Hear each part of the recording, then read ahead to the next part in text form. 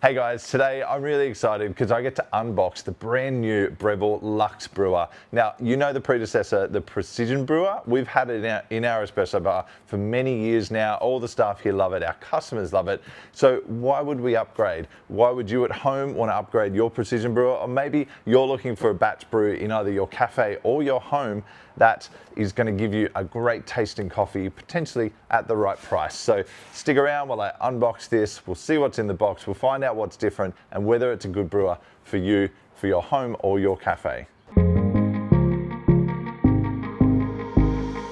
Now, before we dive in, I just want to introduce myself. My name is Jimmy Evans. I'm one of the coffee experts here at Artisti Coffee Roasters, and I support all of our cafe partners. I help them with their business strategy, their coffee training, their resources, and everything to help them grow their cafes and run a successful cafe. If you're a cafe owner in Australia and you're interested in partnering with a supportive roaster, we'll put our details in the description below, so please get in touch. Now let's unbox this brewer.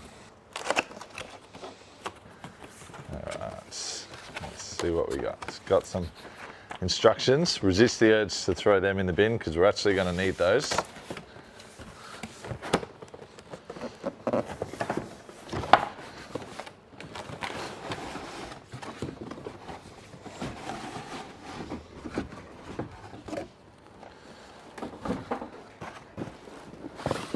Right. What do we got in here? Cool. Box of tricks. Oh yeah. So this is called Truffle Black. Now, it's quite a nice matte finish on it. Get everything out. Oh yeah, that's beautiful. Now, most Breville things come in 3 standard colors. There's a sea salt white, there's a truffle black, and there's the brushed stainless. So if you're going to kind of compare like a brushed stainless, I haven't changed the shape too much. That's the original. So it's got a nice finish on it. It feels similar. I don't necessarily think that feels stronger than that, but anyway, we'll find out. So that's going to sit in there. We'll make that. Now there is a cone brew in there. I'll talk about that in a second. And this has got to be one of the features we're going to definitely cover off, is that. And if you've got a Precision Brewer, you're going to love the idea that water canister has come out, because on the original, completely stuck on there. Can't take that off. So that's been a bit of a talking point on this particular brewer. So it's got a really nice finish to it. Look at that. It's like it's ribbed on the inside. At least I can take this off and I can get my hand in there and clean it. I'd be worried about the kind of ribs on the inside for that, but that's a really nice water canister, and the lid. Cool. So it comes with two filter baskets. So we've preferenced the cone basket. It's much more like a V60. You tend to get more kind of fruity flavors out of this. We run our single origins on our espresso bar through our Precision Brewer, so we've always opted for the cone, the flat bottom, just a slightly different, you tend to get more nutty, chocolatey flavors out of it. So I guess if you were running a blend or something that was suitable to that, you could do that.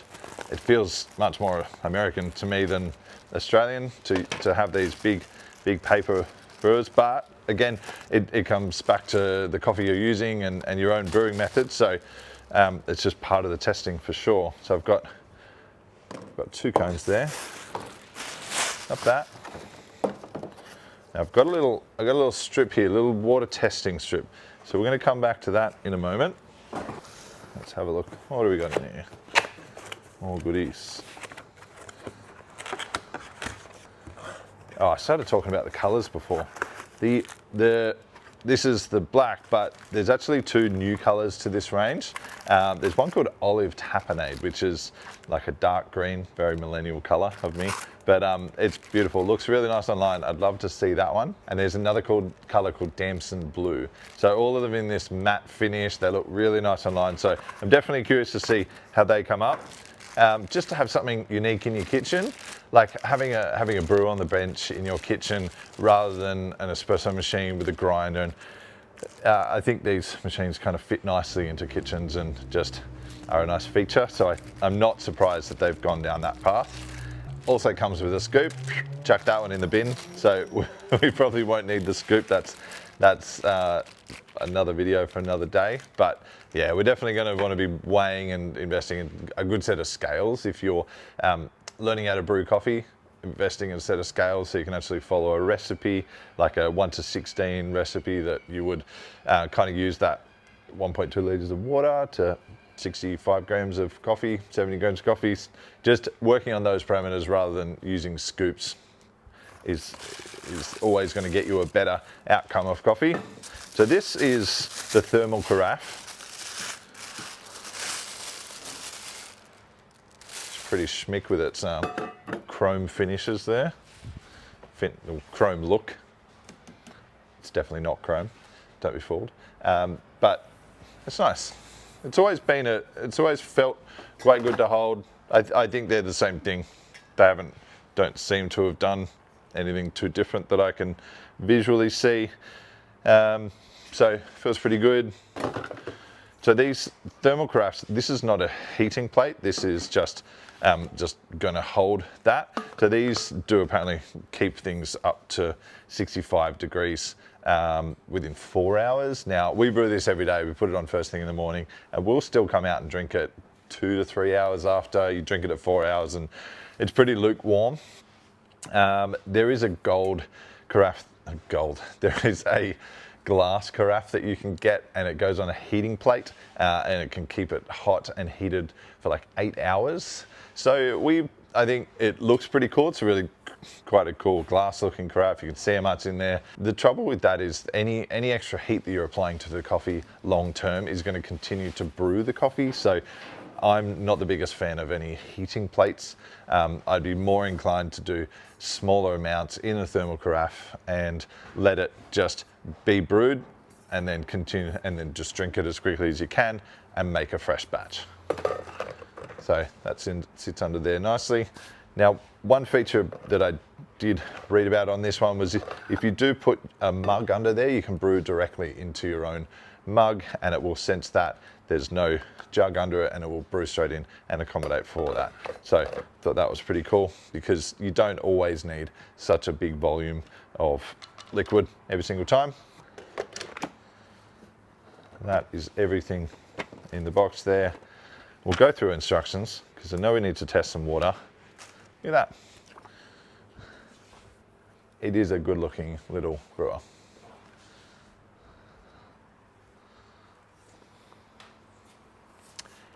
They've called it the Luxe Brewer.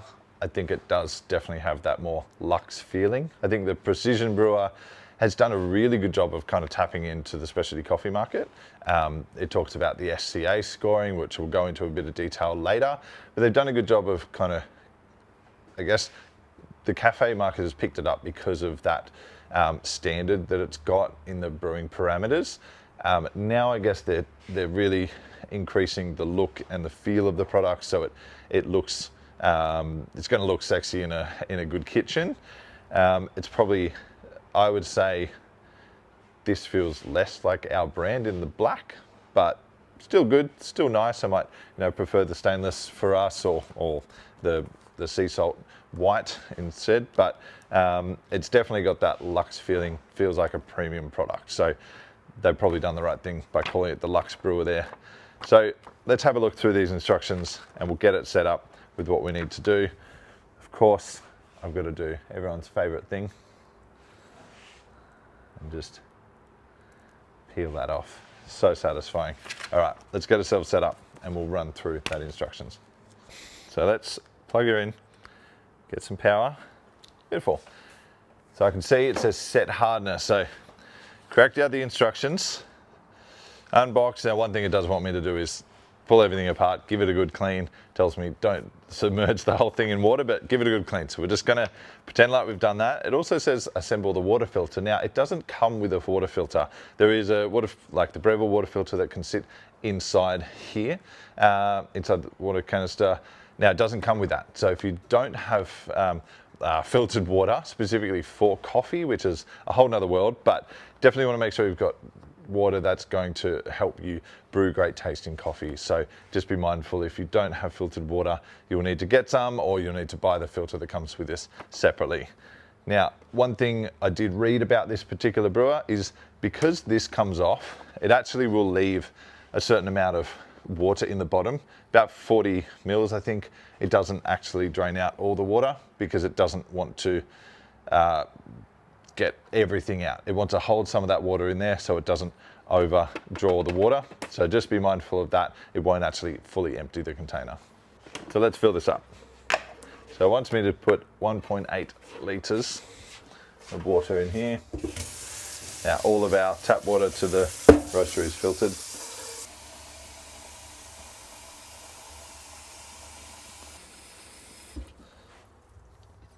All right. 1.8 litres, clips back in nicely. All right, we're on. All right, so the first thing it wants me to do is set the hardness of our water. Hardness basically means how much minerals in the water. If it's 0, it would be like pure water. 3, I guess on the scale there, 3 looks like the hardest level, or 5 would be the hardest level, sorry. So that's not a positive or a negative. We definitely want to have some minerals in the water that are going to help us brew coffee, but this seems to want to help us to be able to brew the coffee the best way for the type of water we have. So that's pretty cool. We're going to need a glass of water. We'll get this strip out. Oh, there's clearly no easy way in.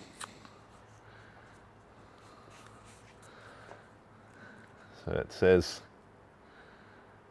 1 second in the water, and then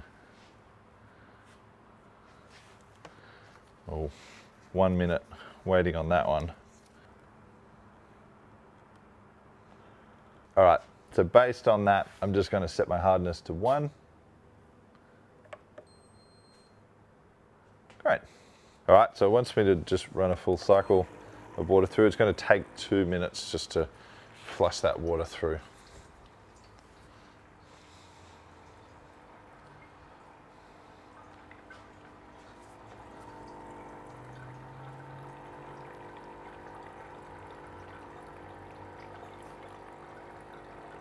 One thing about these machines is the noise and the sound. So if you had kids, still sleeping in the house, this is not going to wake anyone up.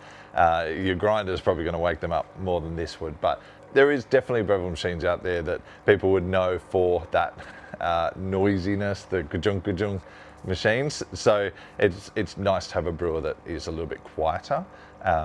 And one of the cool features that I'm about to show you is that you can set a timer on this. Now, that means within 24-hour period, I can set a timer on the clock, and I could have my coffee pre-ground, sitting in the filter, ready to go. And when that timer goes off at 6 o'clock in the morning, it will start brewing for you. So you could wake up to a brewed coffee. Now, that sounds amazing. You've just got to be cool with sitting your ground coffee in the cone all night. Whether you're okay with that or not, it wouldn't be my favorite thing, but hey, waking up to a coffee made for me at 6 o'clock in the morning, just based on that alarm going off, sounds pretty good to me. All right, so I've just dumped the water out of that. I can leave some of the water in here for a minute. I can take that out and give it a rinse, but now we're just setting the clock. So we could say, it's about 3 o'clock in the afternoon. Beautiful, my time's set. Now I'm setting my degrees. Now I've got instructions, but these things are pretty intuitive. The other really nice thing about this is the screen. So the Precision Brewer does have a screen you can navigate through, but this is clearly a step up in that screen. So we've got, if I turn on degrees, I can see we're just changing between Fahrenheit and Celsius there. So we're in Australia. There goes degrees Celsius. Great. We are ready to go. So we've got two options that we can see here. We've got brew, we've got custom. Now, one of the things that the Breville Precision Brewer is known for, and they've definitely carried this across to the Luxe Brewer, was the SCA, which is the Specialty Coffee Association. It's using the parameters that they've set around specialty coffee and what is considered a specialty coffee brew. And they've ensured that the brew that you get out of this is in alignment with their guidelines, basically.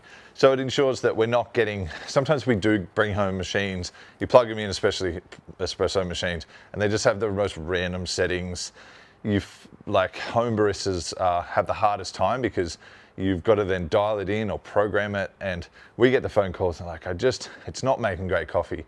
And unless they understand brew recipes and how to program the machine, they're kind of set up for failure. So one thing about this is that I've set these up in cafes. I've set them up for people that have bought them for home, and straight out of the box, they've been able to press that what was the gold setting is now the brew setting, and that's the SCA alignment settings on there, which basically just means that when you brew a coffee, it should be within the parameters of the TDS being at 1.15% to 1.35%.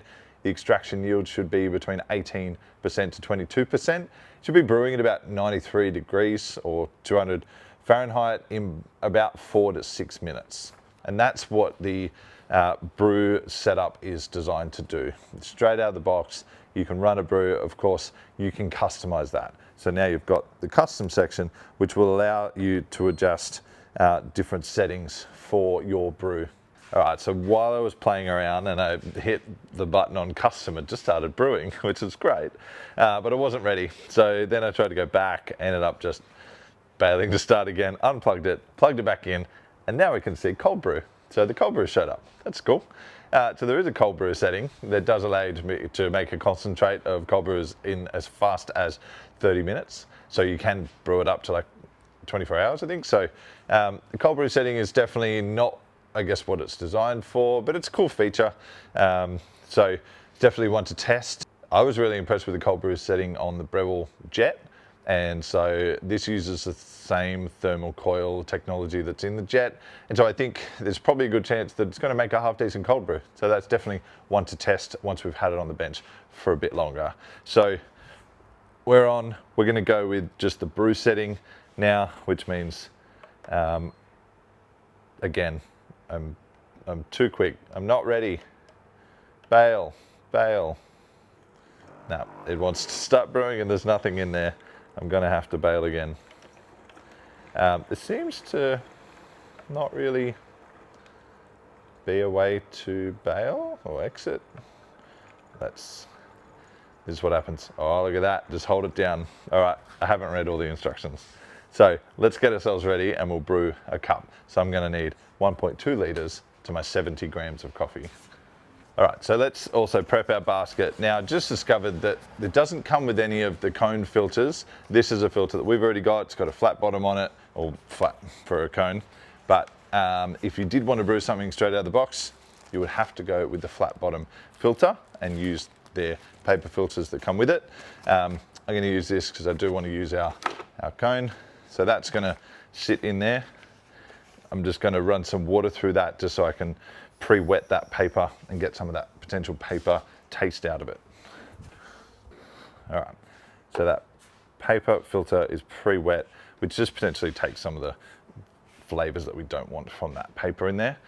I'm going to need, for our recipe on this month's single origin, which is a beautiful Ethiopian, all right, I'm going to need 70 grams for this.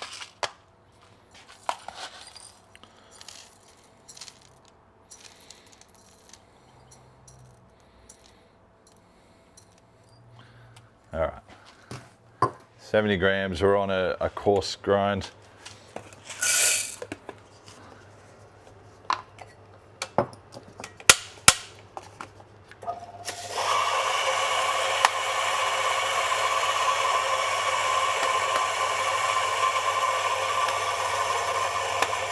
This is the Mazza ZM grinder, just to be able to do these kind of single dose. Oh, look at that. Yum.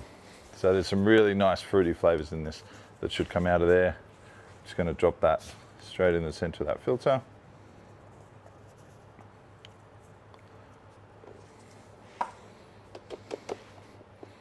Make sure that's a nice flat bed of coffee.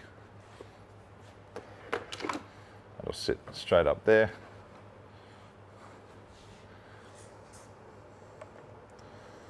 Wake back up. Go up to our brew. I'll press enter on that.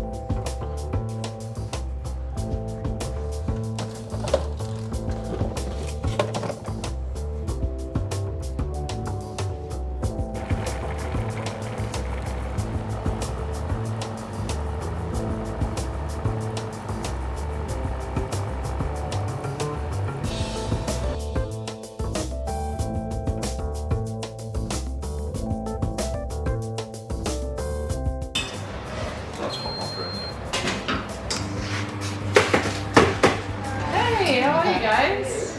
So we put the brew on, we were brewing it, and then we had customers, so we had to go and make a bunch of coffees. So now we've come back and the brew's finished. It took about 4.5 minutes to brew that 1.2 litres of water. But it also then kicks into accounting upwards and says how long it's been since the brew was made. While I was busy and that was counting up, it did actually turn off.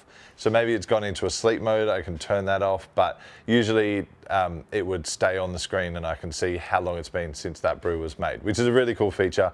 So if it's sitting there for a long time, you know.